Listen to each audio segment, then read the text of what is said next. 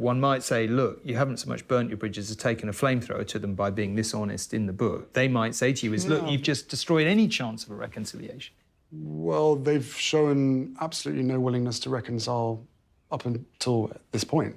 Silence only allows the abuser to abuse.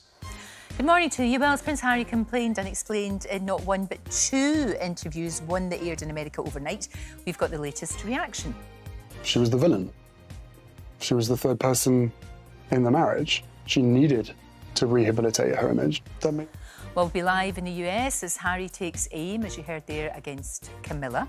Also, Tyler West is on Duke Street in Sussex to gauge the public mood on Harry's latest revelations. But, as well as all of that... We've got 15 dancers backstage, rigged up and controlling every move these monsters make. Every movement I do, my monster does?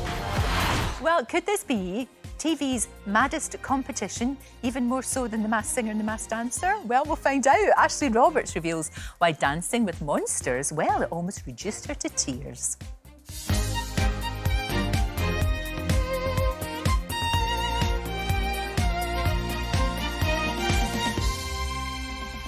So, millions of us watched Prince Harry last night. Royal editor Russell Myers is right here. But let's start with what he said about Camilla in the American interview, which also aired overnight. She was the villain. She was the third person in the marriage. She needed to rehabilitate her image. That made her dangerous because of the connections that she was forging within the British press. And there was open willingness on both sides to trade of information. And with a family built on hierarchy, and with her on the way to being Queen Consort, there was going to be people or bodies left in the street because of that.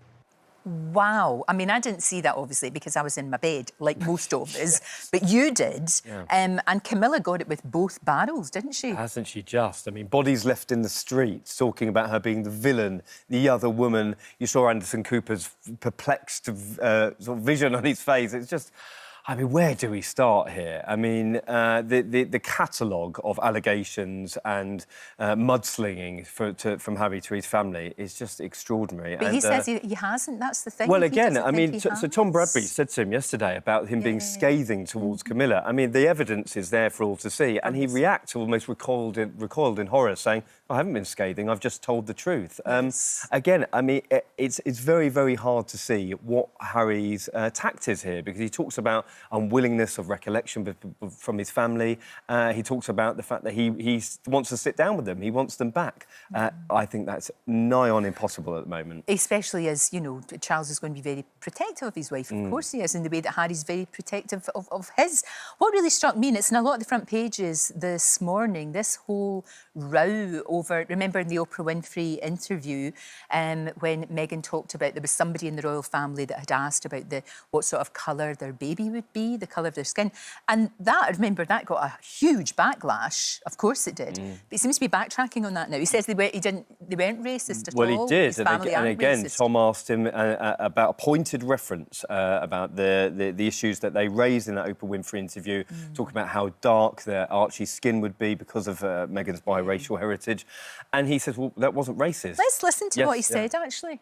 Did Meghan ever mention that they were racist? She said there were troubling comments about Archie's skin there was concern colour. about his skin colour. Right. Wouldn't you describe that as essentially racist? I wouldn't, not having lived within that family. Right. So again, going back to the difference between what my understanding is, because of my own experience, the difference between racism and unconscious bias, the two things are different. But once it's been acknowledged or pointed out to you as an individual or as an institution that you have unconscious bias, you therefore have an opportunity to learn and grow from that.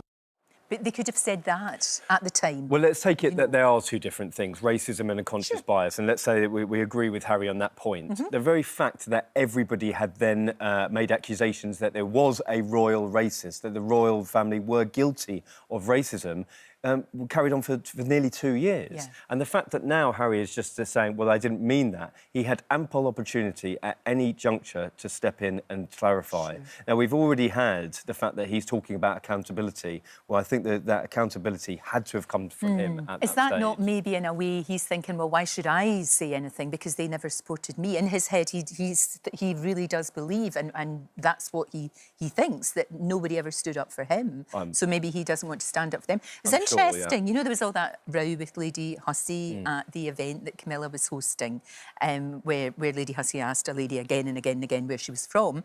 And he said, oh, no, we don't have a problem with her. You know, both of them don't Well, have a it's problem interesting with because, her. I mean, They Lady could have said Susan... that at the time. Yeah, as Lady well. Susan Hussey was one of the Queen's closest confidants, Yes. 60 years by her side, and she was actually sort of put alongside Meghan to ingratiate herself with royal life.